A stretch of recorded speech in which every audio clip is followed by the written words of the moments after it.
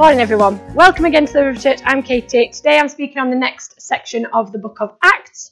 If you want to be finding it, we're looking at Acts 21, 22, 23.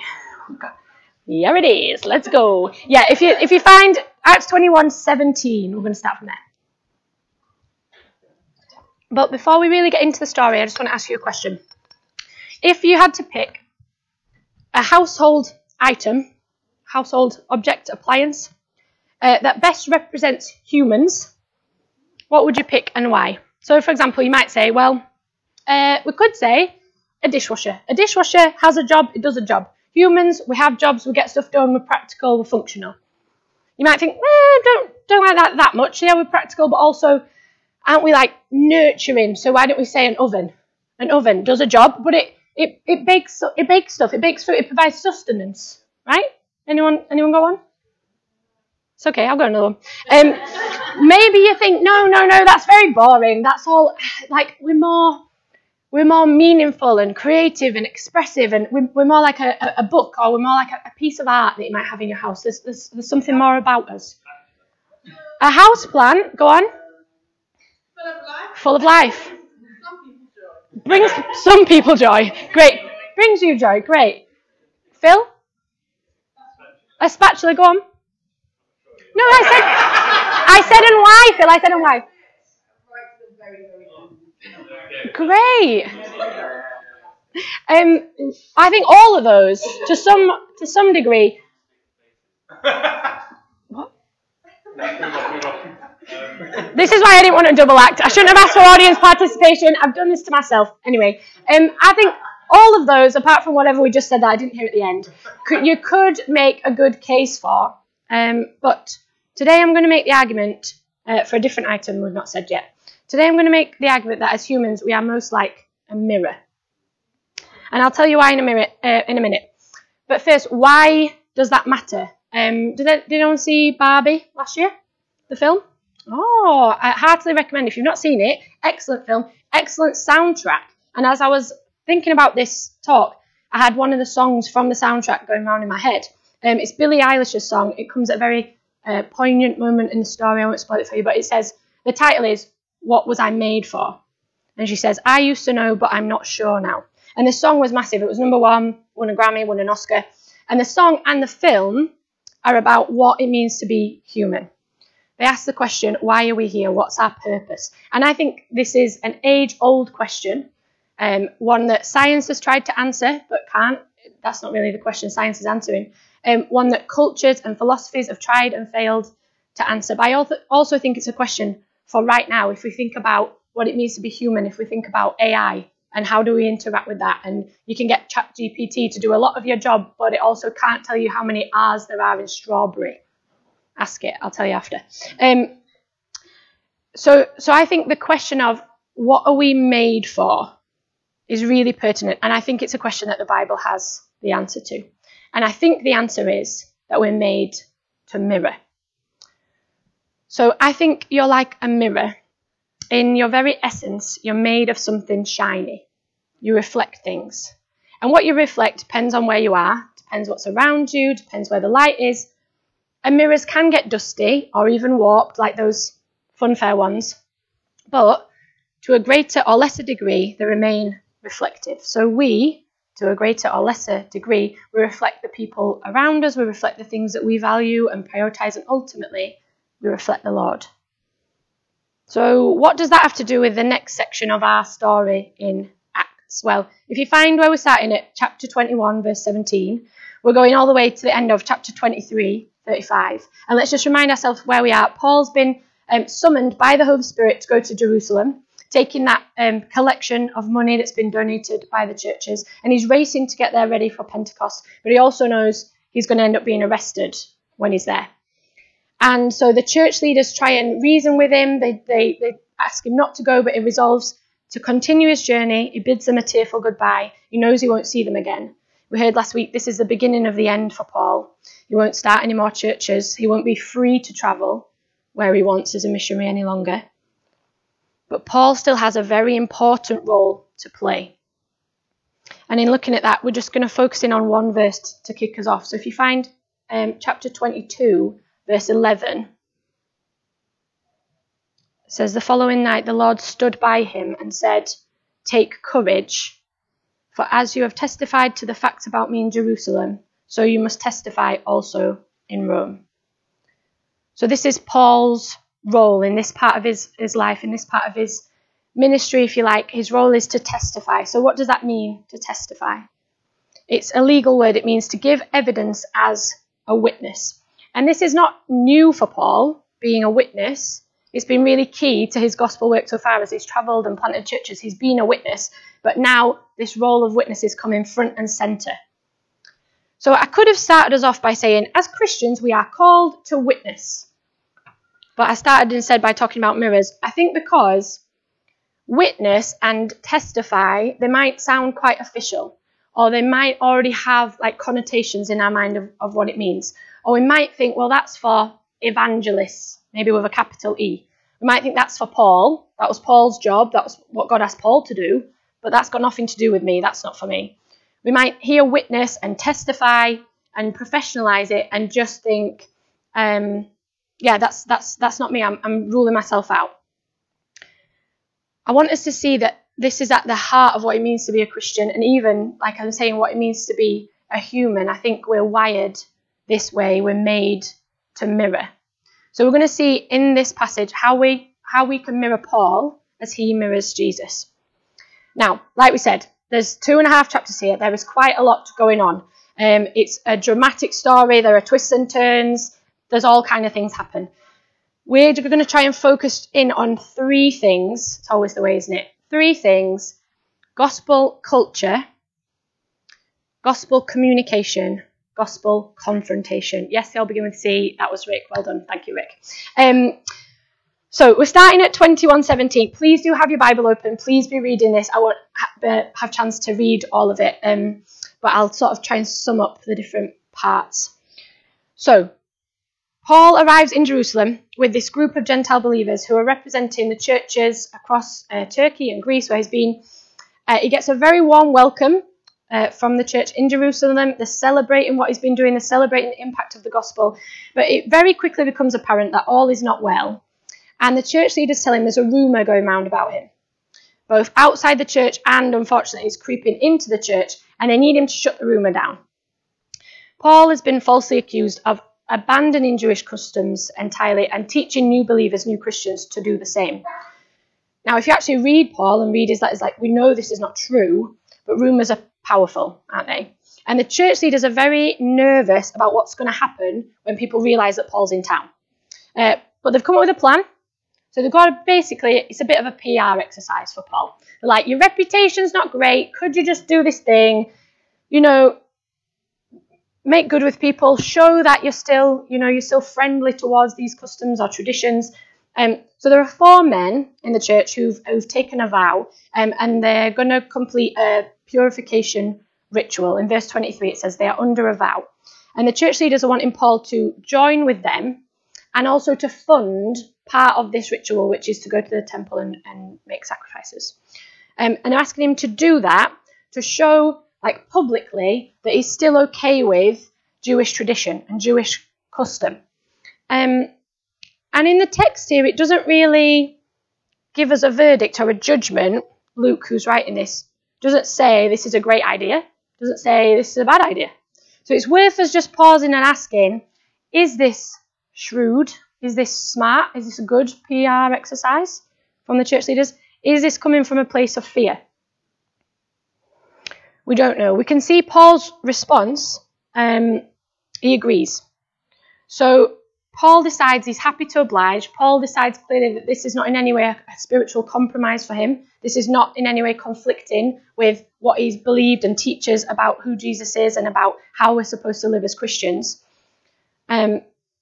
So he agrees to go along with it. Now, we'll see in a minute how that turns out.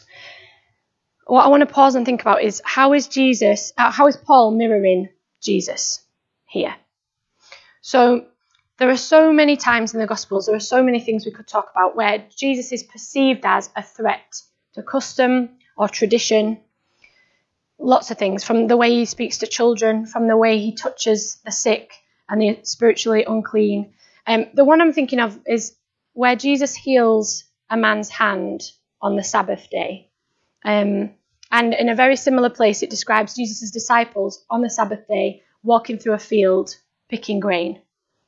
And he receives a lot of flack for this because this flies in the face of what the religious leaders feel about the Sabbath. They think he's dishonouring, he's disrespecting, he's got no clue about how one is supposed to conduct oneself on this day of rest. And Jesus comes back at them and asks, is it lawful on the Sabbath to do good or to do harm, to save a life or to kill? And he says the Sabbath was made for man. And so the religious leaders had become so focused on their customs and traditions and spiritual habits and practices that they're completely missing the one that those habits were formed to honour and to enjoy. And that's what's at stake here with Paul. This rumour that's going round about him, this rumour that he's abandoned old tradition, is threatening to throw off his teaching. It's meaning people won't even hear him out. And we might think, well, this is very, very, very different from us now. The Jewish tradition was thousands of years old. We've been here 2 minutes. You know, we're a very non-traditional church, meeting here in 7 Stories. We've just not been around long enough to have customs or traditions, right? But I think it's worth us asking the question, have we got things that we're holding on to about the way we do things, about the way we do church, about how we should be Christians, about how we should follow Jesus? These could be completely subconscious beliefs about what a Sunday should look like, or about what Christians should do or shouldn't do. Like, should all Christians look like me and sound like me and like the same things that I like? You know, should all Christians have a Yorkshire accent? No, obviously not. But haven't we got this human tendency to just like things that are the same as us, right? Should all Christians be football fans? No. But should all Christians be into film? I'm just listing things I like, right? But it's very easy for us to just pick and put our personal preferences and accidentally, especially the size that we are, become a kind of club. So imagine someone comes in one Sunday as a visitor and they've got a lovely welcome at the door, and then someone offers them a drink, and then people are chatting, and we're all very friendly, but they kind of start to notice everyone in here is wearing green. I'm not wearing green. Was there a thing? Should I have? There's just so many things that we don't realise that maybe we're similar in so many ways. And people coming in might think, oh, I'm not that thing. I'm not a football fan, a film fan, whatever it is. And so maybe this is not for me. And I think I just want to give us a tiny little thing to think about, tiny little note of caution. We know this anyway. We know that church is not a club, right? We know that we're called to be a diverse group of people that looks unlike anything else on earth. And I think there's just a weighing up of how do we do that whilst being ourselves? I am obviously going to still love football and film and whatever else I like. How do we do those two things at the same time? How are we welcoming and how are we authentic? And we'll come back to that in a little second. I'm not in any way talking about squashing your personality, your passions, your preferences, and just all becoming super beige and the same at all, because that's not the church either.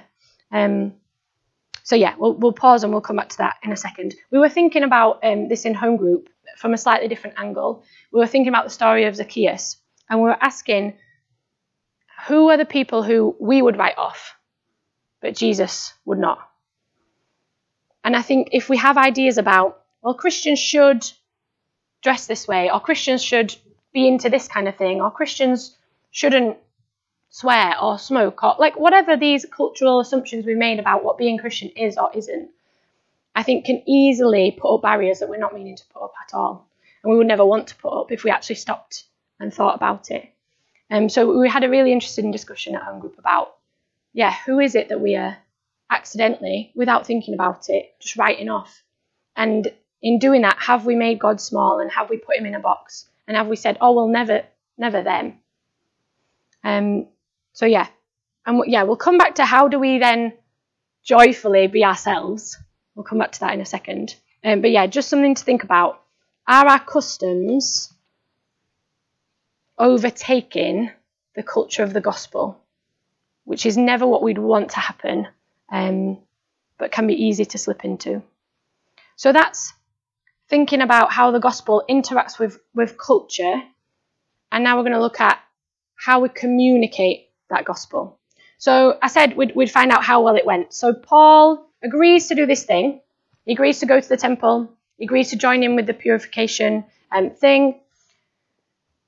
And he is spotted in the temple by some Jews from Asia. So these might have been people from Ephesus, where he's just been for 3 years. And if we remember how that ended, it ended in a massive riot. So they might have got his reputation from there. Safe to say they are not fans. So they see him in the temple and they start another rumour about him. So we've already got this rumour that he's completely abandoning Jewish customs and traditions. And now they say that he has brought Greeks into the temple and has defiled this holy place. This is in verse 28.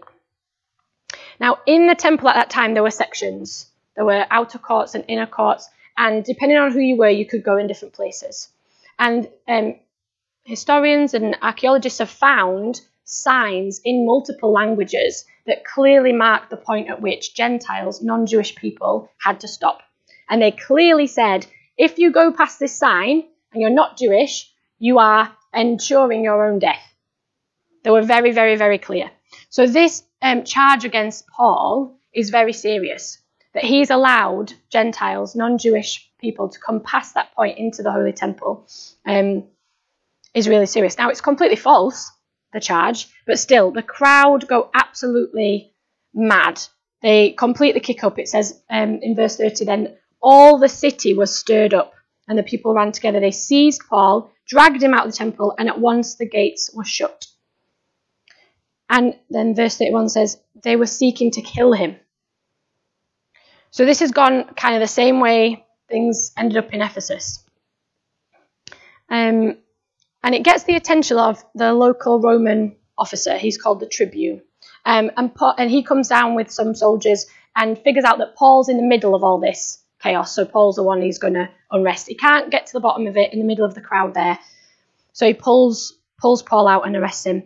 And the tribune has this interesting view of Paul. It might be that he's confused him for a notorious criminal who had led a raid several years before, but evaded capture.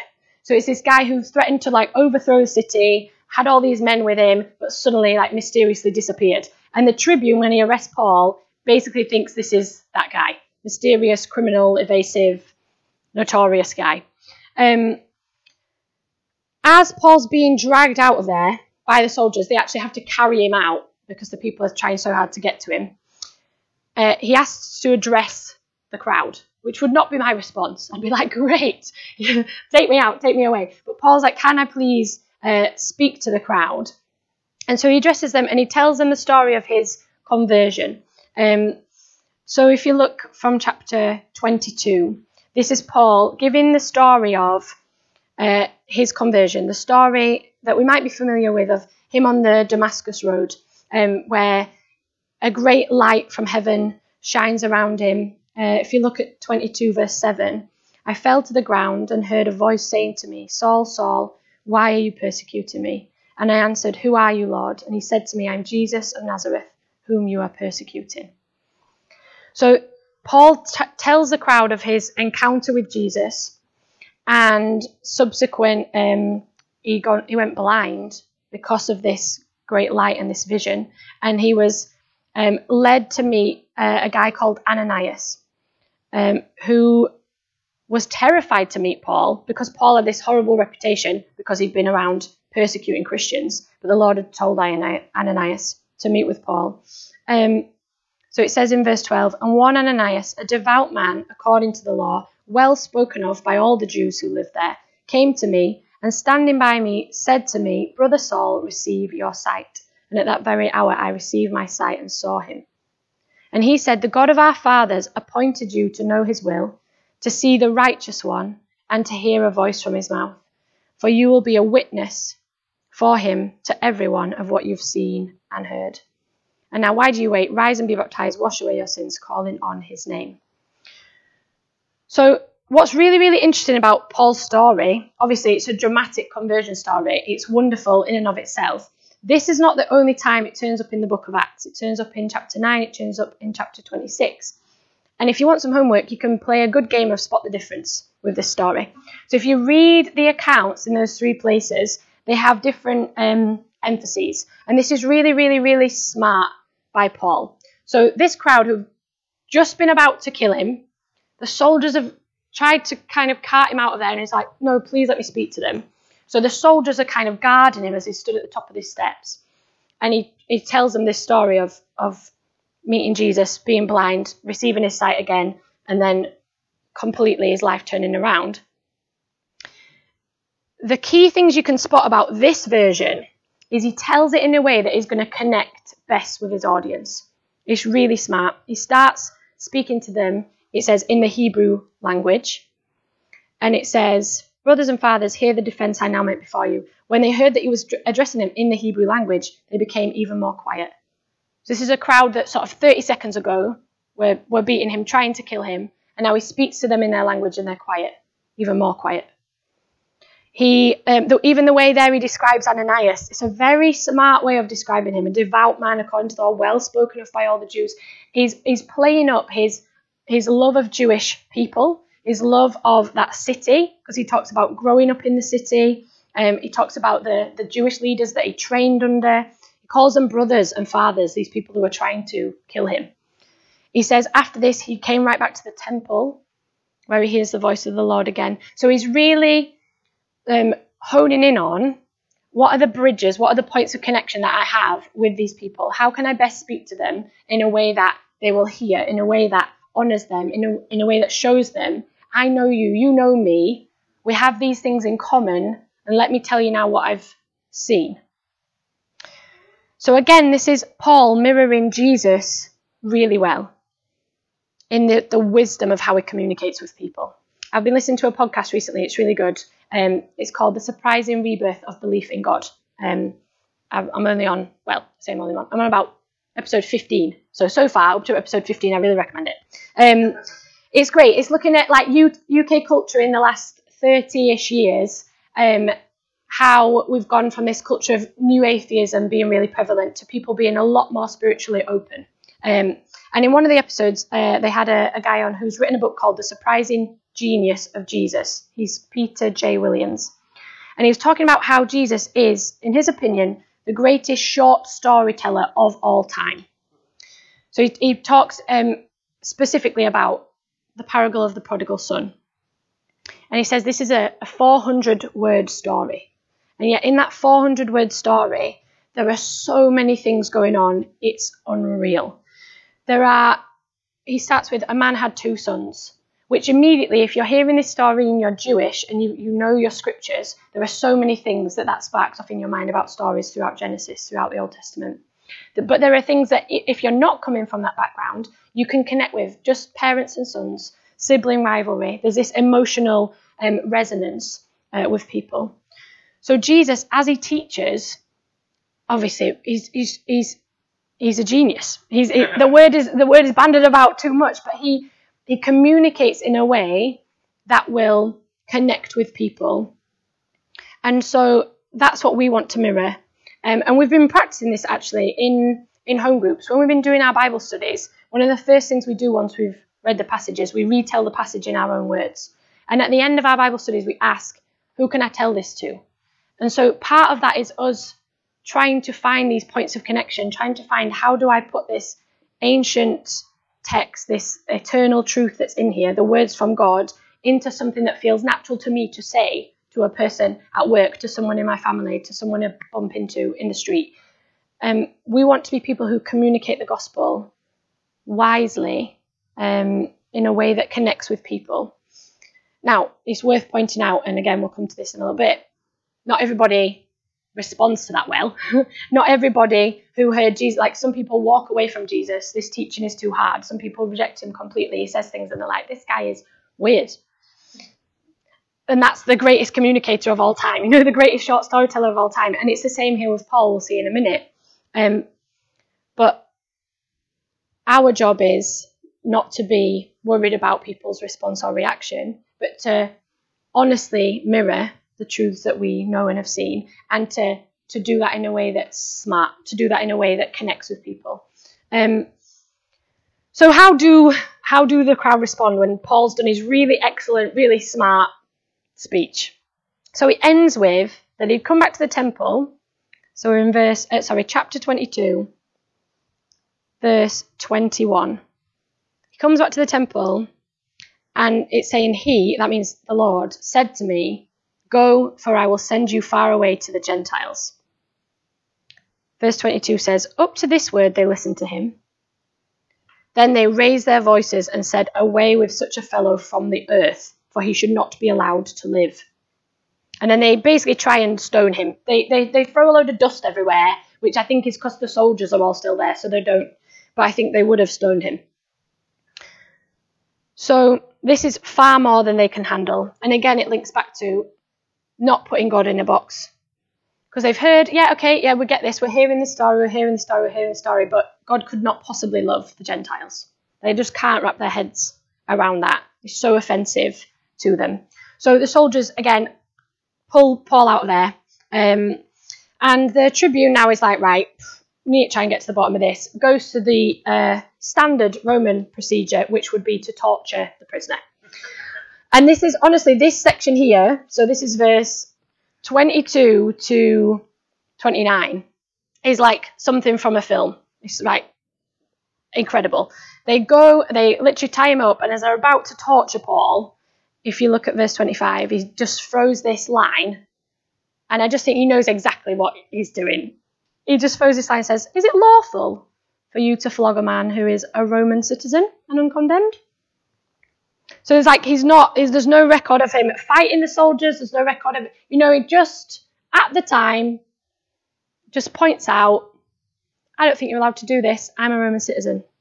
And it absolutely sends them into a tiz, because he's fully right, and they're going to be in massive bother if they did this to a Roman citizen without trial.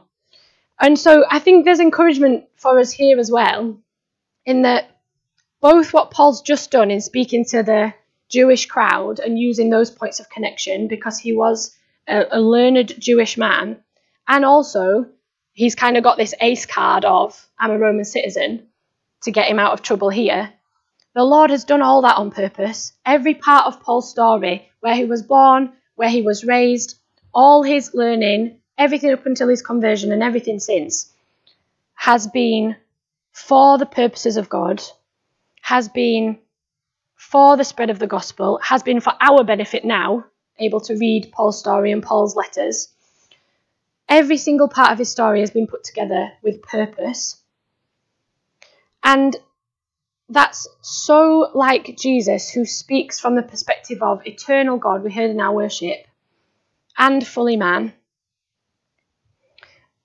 The only one who could understand, what all the customs were pointing to, and be able to say that the Sabbath is made for man and not the other way around.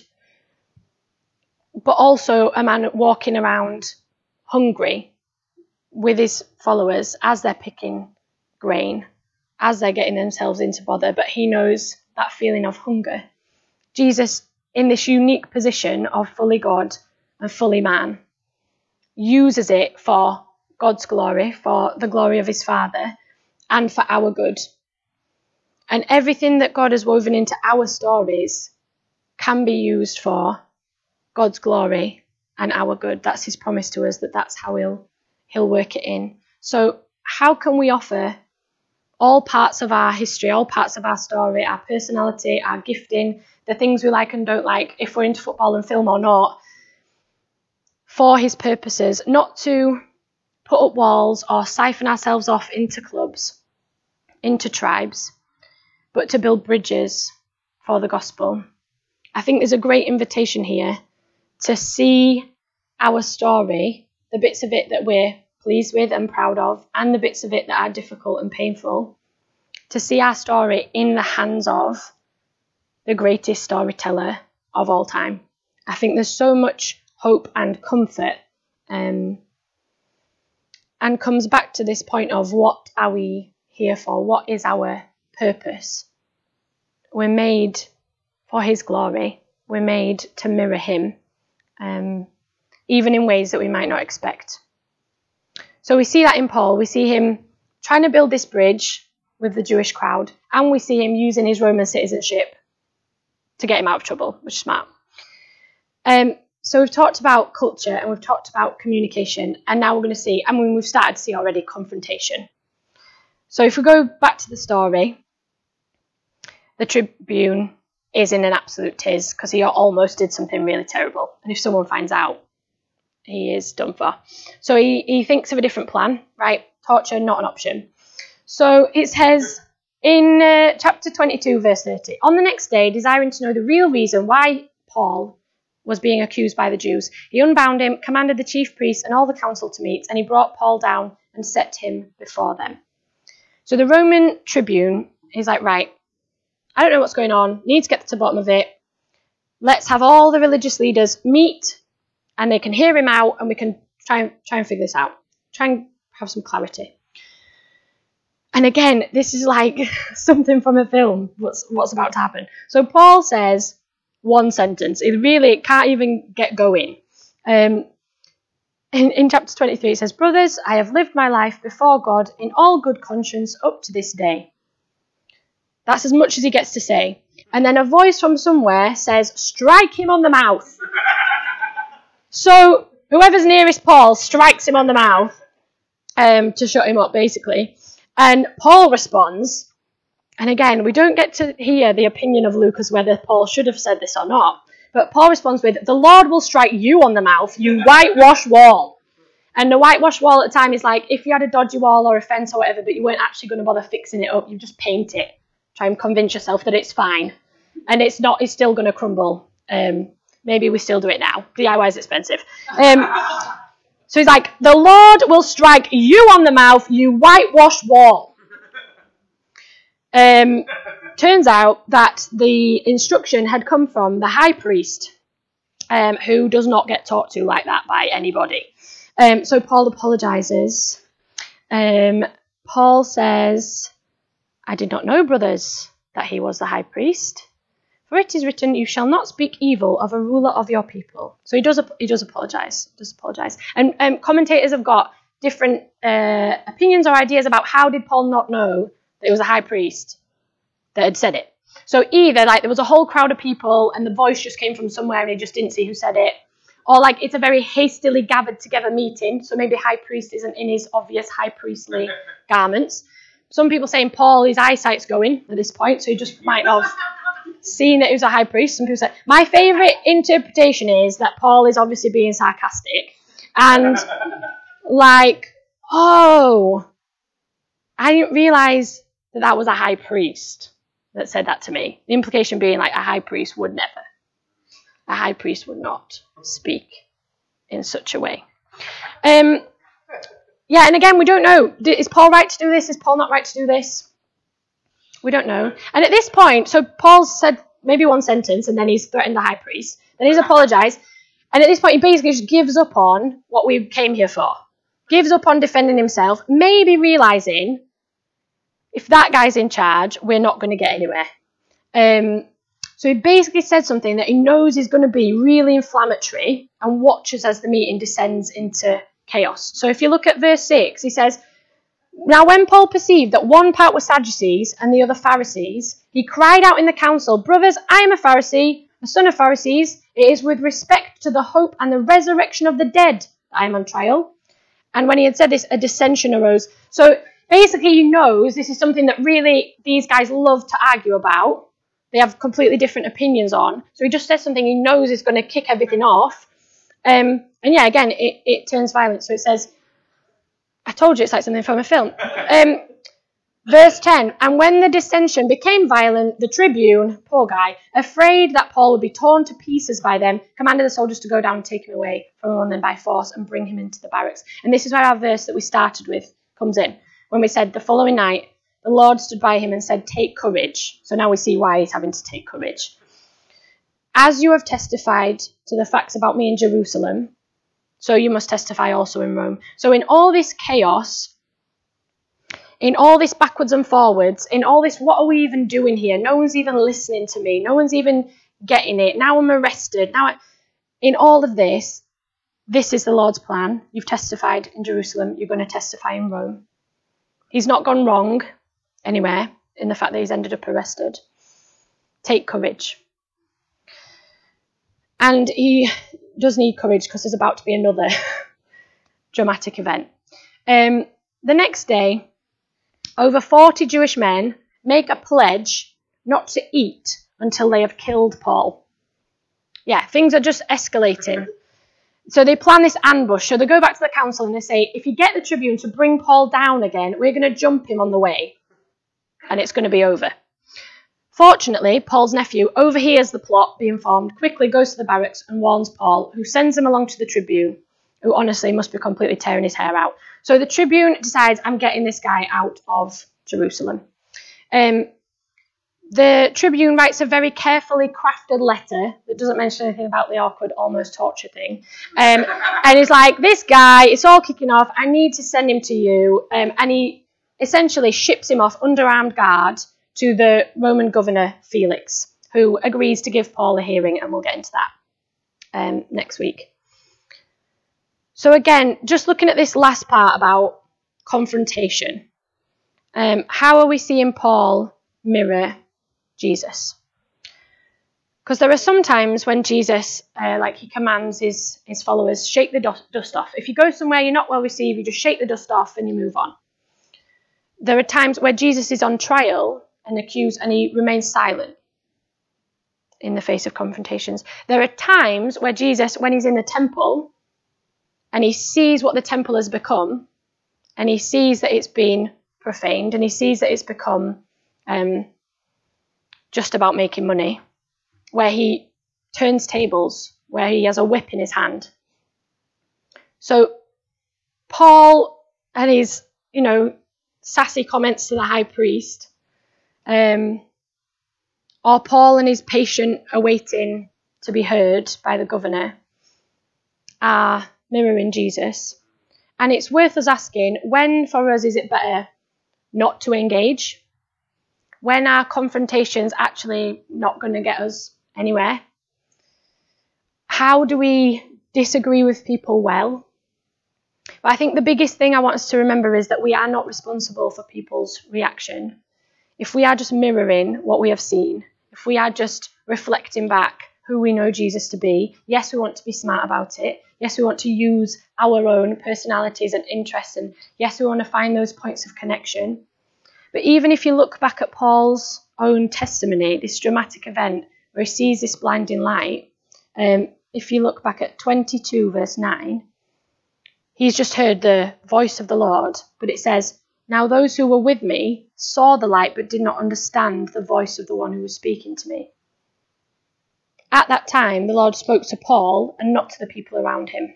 And we've spoken before about being limited people and about we're called to some places and we have to say no to other things, and that we have an unlimited God, that he is God and that we are not.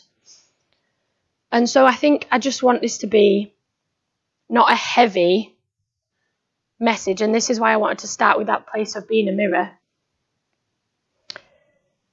in that it is something that we're all called to. To mirror back the goodness of God in our life is something that we are all called to. Yes, this is an extremely dramatic story. Hopefully none of us go through anything like this, frankly. But in the places that we come up against confrontation, in the opportunities that we get to communicate the gospel, in the way that we get to choose to live our own lives and to do things as a church, don't we want to mirror Paul, who's mirroring Jesus? We started off by asking, what was I made for? And the first thing in the Westminster Shorter Catechism, which is just a set of sort of beliefs and things we can learn about what does it actually mean to know God and to be a Christian. The first thing it says is, the chief end of man, like the most important thing, the ultimate purpose of us, humanity, the chief end of man is to glorify God and enjoy him forever. So when we're asking what was I made for, we're made to glorify the Lord, to reflect back his goodness, his greatness. We're made to mirror. So let's mirror Paul as he mirrors Christ, who said, if you've seen me, you've seen the Father. And don't we hope that if people have seen us, they've seen something of Jesus. So I've got a few things for us to think about. So I'll say them now, and then maybe we'll have a song, and then we'll think about them and pray about them. So obviously there's a lot going on in the story, but just to sum up a few of the things that we said.